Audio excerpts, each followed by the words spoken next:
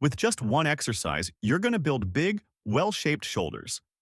And I'm talking specifically about that lateral part of your shoulder, the one that stands out when you look in the mirror or when someone sees you from the front. It's a key area to focus on. Now, there are only two exercises that really target this region, and in this video, I'll show you the one that matters most, the one that actually solves the problem. See, your shoulder has three heads: anterior, lateral, and posterior. Here's the thing. Many of the back exercises you're already doing work the rear delts, and most chest exercises hit the front delts. That leaves the lateral head undertrained.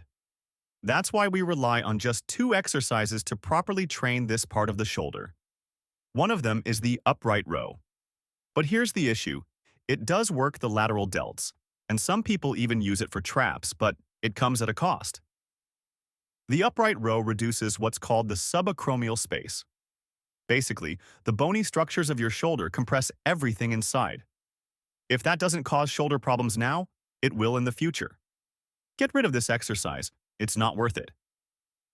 Now, let's talk about the exercise that actually works the lateral delts without wrecking your joints.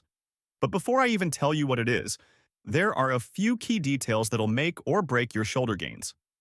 The exercise? Lateral raises. Most people do lateral raises with dumbbells and only dumbbells.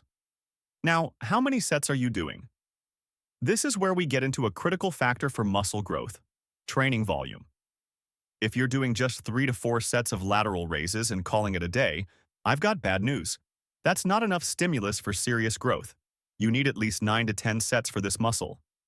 Doing half of that means you're only giving it half the work it actually needs. So, what's the solution?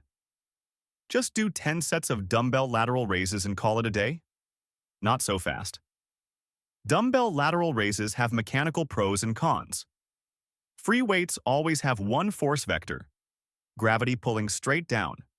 Now picture this. Here's your shoulder, your arm, your elbow, your forearm, and your hand holding the dumbbell. That weight is always pulling straight down. And this is where you start to see why dumbbell lateral raises are good, but not enough.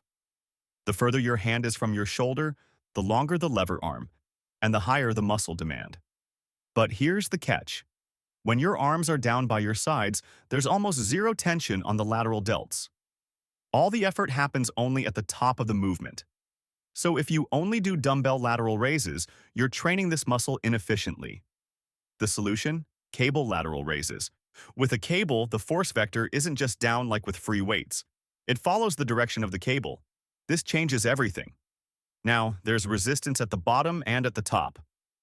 Instead of dumbbells, where tension is mostly at the end range, cables keep your delts engaged through the entire motion. This is a smarter way to train. So what's the best approach? Do both. Dumbbell lateral raises plus cable. Lateral raises equals complete lateral delt development. Now, let's talk execution. For dumbbell lateral raises, stand tall and stable. A common mistake? Using momentum. If you're swinging the weight up, you're cheating the movement and losing muscle activation. Raise your arms just to shoulder height. No higher. If you go above shoulder level, you compress the joint, just like the upright row, and that's not good. When lowering the weight, don't let your arms drop all the way down to your sides.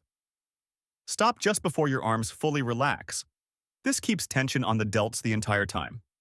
And here's a huge mistake most people make: shrugging the shoulders while raising the weights. If you let your traps take over, your side delts stop working. Keep your shoulders down the entire time to isolate the lateral delts. Now, for cable lateral raises, things change a bit.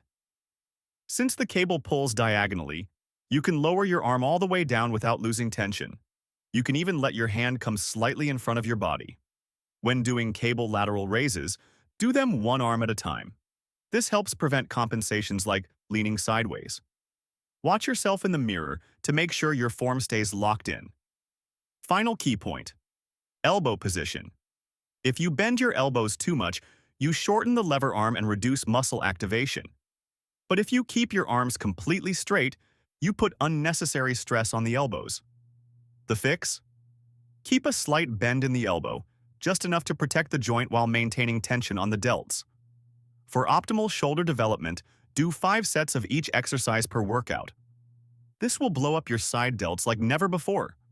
And everything I'm telling you is backed by smart training principles. The 9 to 10 sets recommendation comes from scientific research on minimum volume for hypertrophy.